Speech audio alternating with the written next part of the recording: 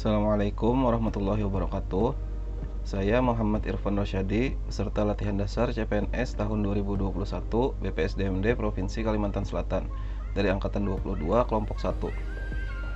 Kali ini, saya akan mencoba menjelaskan mengenai sintesa agenda 3 dan personal branding, sehubungan untuk memenuhi tugas saya sebagai peserta latihan dasar CPNS. Pada agenda 3, kita akan mempelajari mengenai manajemen ASN, pelayanan publik, Whole of Government atau biasa disingkat WOG.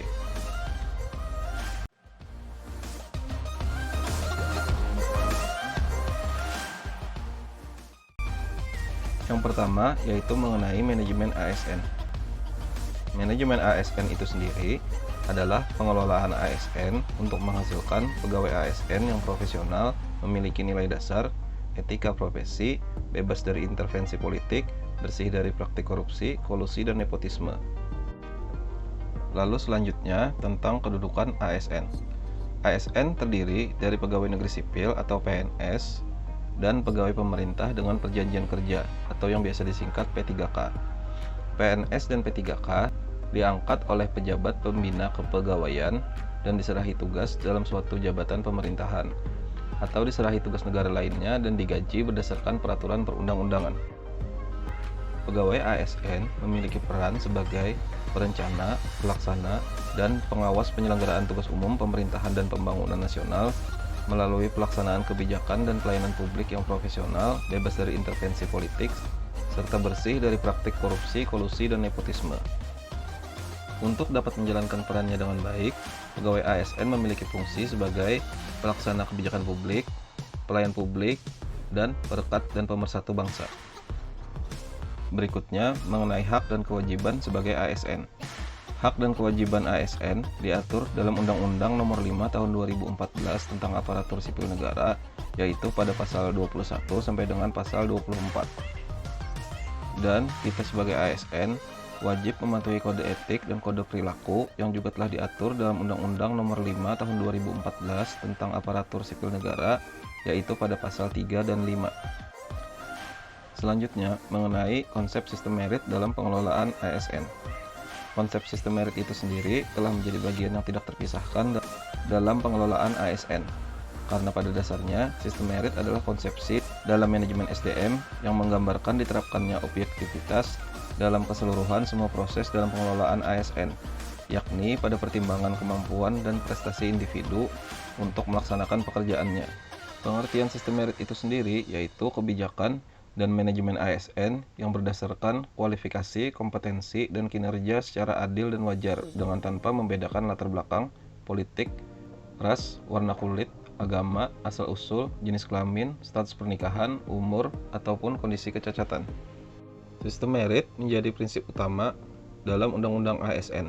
Bahkan undang-undang ini juga menyediakan aturan kelembagaan untuk menjamin keberlangsungan sistem merit dalam pengelolaan ASN. Lembaga-lembaga tersebut yaitu Komisi Aparatur Sipil Negara dan kementerian yang menyelenggarakan urusan pemerintahan di bidang pendayagunaan aparatur negara. Yang berikutnya mengenai mekanisme pengelolaan ASN.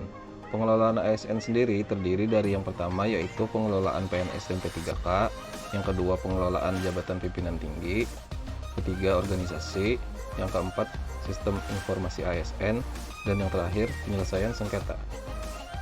Materi selanjutnya di agenda 3 ini yaitu pelayanan publik. Dalam pelayanan publik terdapat konsep dan prinsip pelayanan publik, juga pola pikir ASN sebagai pelayan publik, dan juga praktik etiket pelayanan publik. Pelayanan publik itu sendiri bisa diartikan sebagai segala bentuk kegiatan pelayanan umum yang dilaksanakan oleh instansi pemerintahan di pusat dan daerah dan di lingkungan BUMN, BUMD dalam bentuk barang dan atau jasa baik dalam pemenuhan kebutuhan masyarakat.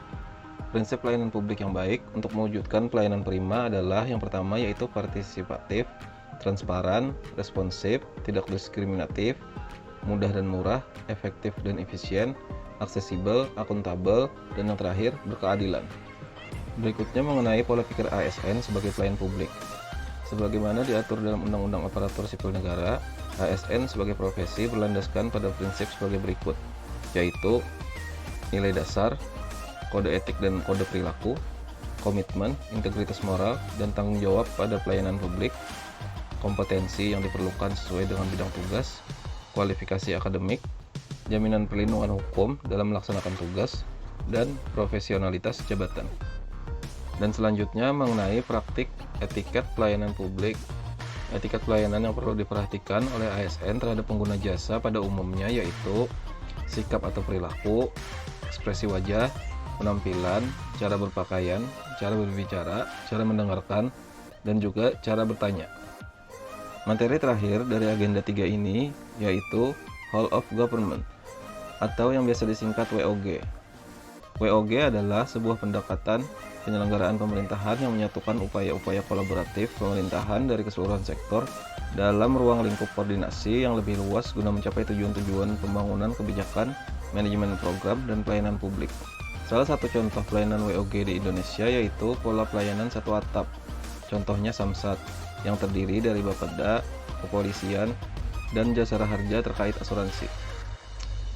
Dari ketiga materi tadi, untuk saya pribadi sebagai CPNS bisa menyimpulkan beberapa hal dan menjadi personal branding, yaitu yang pertama, mempererat persatuan dan kesatuan Negara Kesatuan Republik Indonesia.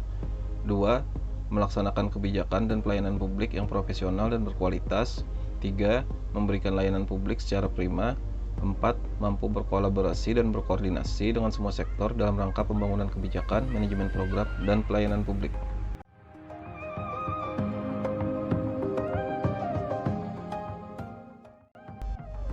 Demikian penjelasan saya mengenai materi-materi yang ada di agenda 3. Mohon maaf atas segala kekurangan. Semoga bermanfaat. Wassalamualaikum warahmatullahi wabarakatuh.